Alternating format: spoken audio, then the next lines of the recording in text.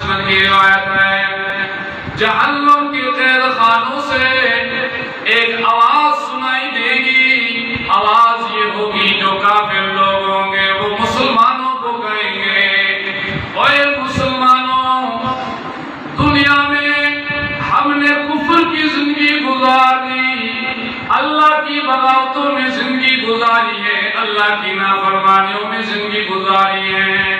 ہم تو اللہ کے نافرمان تھے, اللہ کے باغی تھے, اللہ کے بڑے دشمن تھے اور دشمنوں کے لیے رحمتیں نہیں زحمتیں ہوتی ہیں. ہم جہنم میں آئے تو ہم تو قانون کے مطابق آئے, پر تم سے یہ گلہ شکوہ ہے, تم تو ہمیں یہ سمجھایا کرتے تھے من قال لا الہ الا اللہ دخل الجنہ. جو بھی بندہ یہ کلمہ پڑھے گا کہ لا الہ الا اللہ وہ جنت میں ضرور جائے گا. آج جس جل خانے میں ہم ہیں آپ ہمارے پڑوس میں جہنم کی ایندھن میں جل رہے ہیں تو فائدہ کیا ہوا تمہارے ایمان کا, تمہارے کلمے کا. اللہ اکبر کبیرہ.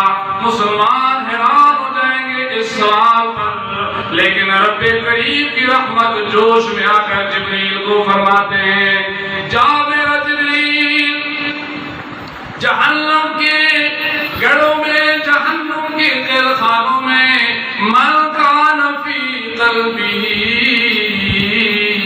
مثقال حبۃ من خردل من ایمان, جس بندے کے دل میں ایک ذرہ کے برابر بھی ایمان بچا ہو اس نے دنیا میں اپنے ایمان کو بچائے رکھا. ہر اس بندے کو جہنم کے قید خانے سے نکال کر جنت میں داخل کیا جائے. اللہ اکبر کبیرہ. جبریل آئیں گے اور حضرت جبریل فرشتے کو کہیں گے ہر اس بندے کو جہنم سے نکالنے کا حکم ہے جس بندے کے دل میں